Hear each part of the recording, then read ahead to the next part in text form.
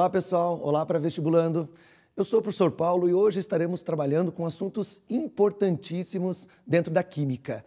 Assuntos que vocês vão ver com certeza no seu vestibular.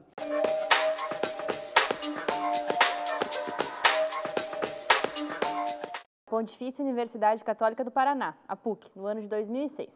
E ela diz: nos locais onde a concentração de dióxido e trióxido de enxofre é muito grande, a iminência da presença de chuva ácida é muito evidente, sendo responsável pela deterioração do mármore, presente em vários monumentos. A reação de deterioração do mármore é a seguinte: carbonato de cálcio mais ácido sulfúrico, formando sulfato de cálcio mais dióxido de carbono e mais água. Daí a questão pede que a gente calcule a massa de sulfato de cálcio quando 50 gramas de carbonato de cálcio reagem com quantidade suficiente de ácido sulfúrico, tendo um rendimento da reação de 80%. Dela dá os dados que estão na tela. Então, vocês perceberam que no primeiro parágrafo, vamos dizer assim, não falou nada com nada? Falou que deterioração, né, trióxido de enxofre, dióxido de enxofre, papapá. Segundo parágrafo, o que ele está dizendo? O que ele está pedindo. Olha só, veja bem, calcule a massa de sulfato de cálcio. Quem que é o sulfato de cálcio? O CaSO4. E ele está me dando quanto? 50 gramas de carbonato de cálcio. Quem que é o carbonato de cálcio? O CaCO3, o CaCO3. Então, quais são as duas substâncias importantes para a resolução desse problema? O sulfato e o carbonato de cálcio. Sulfato e o carbonato. Perfeito. Só que deixa eu fazer uma pergunta. Está balanceada a equação? Ainda não. Vamos ver? Um cálcio. Um carbono. Dois hidrogênios. 3 oxigênios mais 4 oxigênios, 7. 4 com mais 2 com mais 1, 7. Quer dizer, então, que nem sempre ela vai vir desbalanceada, por assim dizer. Perfeito. De vez em quando a gente vai pegar umas prontinhas já. Prontinhas, fáceis. Mas é sempre bom conferir, né, professor? É, muito bem lembrado. Sempre confira a reação. Porque não adianta você saber cálculo estequiométrico se você não faz o balanceamento correto. Entenderam? Agora, vamos ver como é que se faz a resolução. Então, olha só. A minha reação é entre o carbonato e o sulfato. Qual que é a proporção estequiométrica entre eles? 1 mol para 1 mol, certo? Agora, como é que você calcula a massa de 1 mol de carbonato de cálcio? Quanto que era a massa do oxigênio? 16. Vezes 3, 48. Mais o carbono que vale 12, dá 60. Mais o cálcio que vale 40, vai dar quanto? 100. Então, 1 mol de carbonato de cálcio corresponde a 100 gramas. Quanto que é o mol de sulfato de cálcio? É só fazer a soma. 4 vezes 16, 64. Mais o enxofre que vale 32, 96. 96 com mais o cálcio que vale 40, 136. Então, qual é a minha proporção estequiométrica? De 100 gramas para 136 gramas. Como no texto pediu 50 gramas de carbonato de cálcio, a massa de sulfato de cálcio, qual vai ser o valor? A metade, 54,4. Fazendo a regra de 3 vai te dar quanto? 68 gramas. Mas aí é bom lembrar que ele também pede que a gente faça isso com rendimento de 80%. Isso, tem que ler a questão até o final, porque falta fazer o rendimento. Qual que era o rendimento da reação? 80%. Então, você não tinha obtido 68 gramas? Então, 68, se você tivesse obtido tudo isto, seria quanto? 100%. Mas só obteve 80%. Qual vai ser a verdadeira massa que você está obtendo? 54,4 gramas. Ô, professor, quase perco a questão só porque estava esquecendo de fazer a proporção. É bem importante, porque eles inclusive colocaram numa das alternativas o resultado do 100%. Então você pode perder uma questão dessa por bobeira. Muitas vezes o aluno pensa assim, isso é difícil fazer. Quando chega na resposta, tem resposta. E é errada, porque esqueceu um detalhezinho. Então, muita calma, muita atenção. Você tem que ler a questão com bastante calma, destacar os principais passos, os principais dados do problema e o que ele está pedindo. Você tendo calma, você faz e resolve qualquer questão. Beleza? Então, qual que é a resposta para essa nossa questão, letra? Alternativa A, 54,4 gramas. Perfeito. Beleza? Bom, outro assunto importantíssimo que nós temos que estudar agora é a tal da termoquímica. O que vem a ser termoquímica? A termoquímica estuda as energias durante um processo químico ou físico. Elas podem ser dadas de duas maneiras, ou pela absorção ou pela liberação de energia. que nós temos duas palavras muito importantes. Ou o termo será endotérmico ou será o quê? Exotérmico. Vocês lembram de algumas palavras com o termo endotérmico e exotérmico para associar com absorção ou liberação de energia? Tem êxodo, né? Que é sair. Isso, endoscopia, dentro de, certo? Então são dois fatores que vão ser cobrados em qualquer vestibular. Como que você vai ter que relacionar isso? Vamos dar uma olhadinha no nosso textinho aqui, ó. Então, só que esta energia sendo absorvida ou liberada, ela é calculada através de um ΔH. O que é ΔH? Delta? Variação. H significa o quê? Energia. Então, nós calculamos a variação, a diferença de energia durante um processo, que pode ser positiva ou negativa. Pense o seguinte, eu tenho mesada, vou ganhar pagamento. Se você está ganhando alguma coisa, o teu saldo fica positivo ou negativo? Positivo. Só que daí tem as mulheres gostam de gastar dinheiro, elas vão liberando, vão liberando. O saldo dela no final fica o quê? Positivo ou negativo? Bem negativo. Bom, aí você pode relacionar, ó, ΔH positivo está absorvendo porque vai ser sinal positivo. ΔH negativo é porque vai liberando. E como eu tinha comentado com vocês, como é que você calcula o ΔH, que é a variação negativa aqui, ó? ΔH vai ser o quê? Produto menos reagente. Esta formulazinha é a mais importante de todas. Dentro dela, você pode descobrir qualquer fator energético. Como que a gente pode ver isso? De outra maneira que nós podemos observar se a reação está absorvendo ou liberando energia é através de diagramas, gráficos. Outro ponto falho de certos alunos, interpretação de gráfico. E aí? Quanto a mim, é só ver um gráfico na prova que eu já fico aí nervosa. Mas o grande lance é saber interpretar. Na geografia, na história, tem legendas, você tem que buscar esses fatores. Né? O que caracteriza cada um dos eixos, você tem que ter calma na hora da resolução. Você tem que observar as coisas. Olha só, reagente, primeiro patamar, e segundo patamar, quem que é? Produto. Entre eles, nós temos o quê? Uma diferença, uma variação, que a gente chama de ΔH. Agora, olha a seta, eu posso até fazer uma brincadeira, né? A seta quando está apontada para baixo, positivo ou negativo quando a seta está apontada para baixo? Negativo. Não sei se vocês entenderam, né? Quando está apontado para baixo, significa o quê? Negativo. E quando estiver apontado para cima, significa que o ΔH vai ser o quê? Positivo, o que caracteriza um processo o quê? Endotérmico. Entenderam? Sempre que tiver nos gráficos seta para baixo, ponta para baixo, positivo ou negativo? Negativo.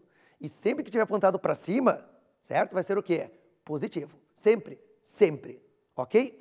Agora, o que nós podemos também relacionar dentro da termoquímica são 3 maneiras de calcular o ΔH. A mais importante eu já falei para vocês. Como é que você calcula um ΔH? Produto menos reagente. Mas tem a tal da lei de Hess. Essa que é a parte mais complicada. O que é a parte da lei de Hess? É a soma de reações. Meu Jesus, com uma equação eu já tenho problemas? Imagine com 2, com 3 e assim por diante. Mas muito fácil. Você tem que montar um quebra-cabeça. O que é montar um quebra-cabeça? É encaixar as peças na posição correta. Só que para isso você pode mexer com as equações termoquímicas. O que é mexer? Você pode inverter elas? Pode. Só que não pode esquecer de trocar o sinal. Se a reação tem ΔH negativo, quando você inverte ela, ela fica com sinal o quê? Positivo e vice-versa. Ah, mas professor, eu preciso de 2 mols. O que é o 2 mols? Os coeficientes, certo? Agora, se eu tenho um ΔH para 1 mol e eu precisar de 2 mols, o que eu faço? Eu multiplico toda a equação pelo número que você deseja. Para continuar com a proporção. Para continuar com a proporção. Agora, mas tem que multiplicar tudo. A equação e o ΔH. E aí, encaixando, no final, o que você faz com essas equações? Como no texto está dizendo, você soma elas no final. Não pode usar a fórmula P menos R. Então, são 3 situações distintas. Uma é produto menos reagente, a outra é lei de Hess. Mas, professor, a pergunta que sempre vem do aluno, como saber qual usar? É muito simples. Se no texto tem várias equações, está claro que é a lei de Hess. Agora, quando se fala em energia de ligação, mas, professor, no texto vai estar escrito energia de ligação? Vai. Está tudo escrito lá. Beleza? Agora, como é que se faz a inversão? Ó? Em vez de P menos R, é R menos P. Certo? Então, ó, guardem aí. Quantas são as maneiras? 3. Ou é produto menos reagente, ou é reagente menos produto, ou é soma de equações. Soma de equações fica fácil. Tem que ter várias equações. E quando que é R menos P e quando que é P menos R? Quando for energia de ligação, é R menos P. E se não tiver escrito nada sobre isto, é P menos R. Entenderam? Entenderam? Vamos finalizar e resumir isso de novo para fixar, porque isso é um assunto, pessoal, muito importante. Hoje em dia, nos vestibulares, questões energéticas, Brasil, né, petróleo, é muito importante. 3 maneiras. Quais são essas 3 maneiras? Produto menos reagente, reagente menos produto e a lei de Hess. E a lei de Hess. O que é a lei de Hess? É quando você tem várias equações, você juntá-las todas. E soma. E o que é energia de ligação? R menos P. E qualquer outra maneira? P menos R. Perfeito. Guardaram? Então, olha só, com isto, vamos tentar resolver uma questãozinha?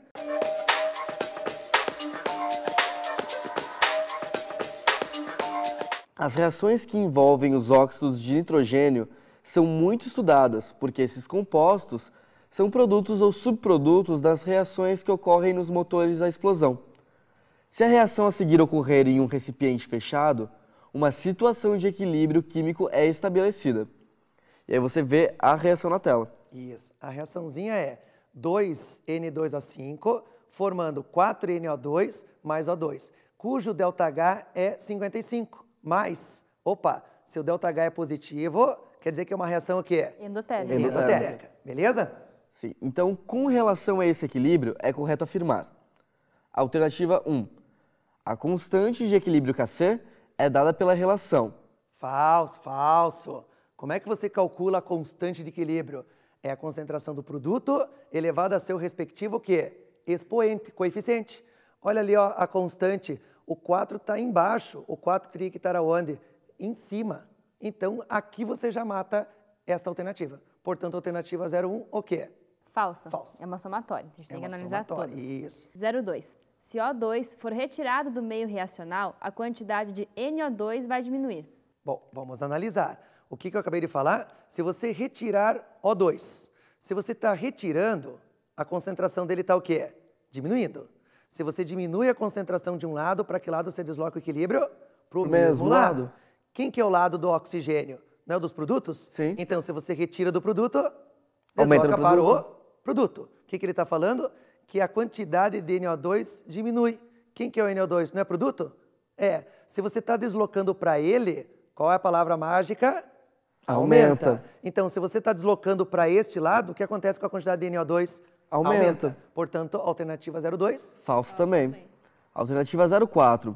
Se N2O5 for adicionado ao meio reacional, o equilíbrio se deslocará para a direita. Bom, vamos lá. Quem que é a que você está adicionando? N2O5. Cadê o N2O5? Está do lado do reagente. Se você está adicionando, a concentração dele está o quê? Aumentando. Se aumenta a concentração de um lado, você desloca para o lado oposto. E para o lado oposto, o que acontece com a concentração para aquele lado? Aumenta. Então vamos lá. Ó. Se N2O5 for adicionado ao meio reacional, o equilíbrio se desloca para a direita. Correto. Perfeito. Difícil? Não. Próximo item. 08. Um aumento da pressão sobre o sistema provocará também um aumento da quantidade de N2O5. Bom, pressão. Quando você aumenta a pressão, você desloca o equilíbrio para o lado de menor volume. Como é que você caracteriza o volume? A soma dos coeficientes. Que coeficiente que eu tenho aqui? 2. E desse lado, 4 mais 1 dá quanto? 5. Então, qual é o lado que tem menor volume?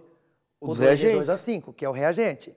Então, se você aumenta a pressão de um sistema, você desloca para o lado menor volume. Quem que é o lado menor volume? O N2A5, que é o reagente. Então, se você desloca para ele, o que acontece com a concentração dele? Aumenta. Portanto, a alternativa é verdadeira ou falsa? Verdadeira. Então tá, alternativa 16. Um aumento da temperatura do sistema irá alterar o equilíbrio, favorecendo um aumento da quantidade de N2O5. Aumento da temperatura desloca o equilíbrio para o lado endo. Olha aqui na tela a reação. O ΔH não é positivo?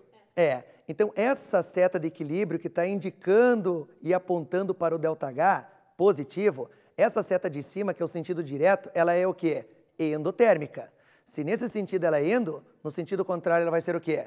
Exo. Quando você aumenta a temperatura, favorece o lado endo. E o lado endo está olhando para quem? Não é para o N2 e para o O2? Então, se ele está olhando para esses dois, o que acontece com as concentrações dele? Aumenta. E a do N2A5? Diminui. E o que ele está dizendo? Favorece um aumento da quantidade de N2A5? Falso. Falso.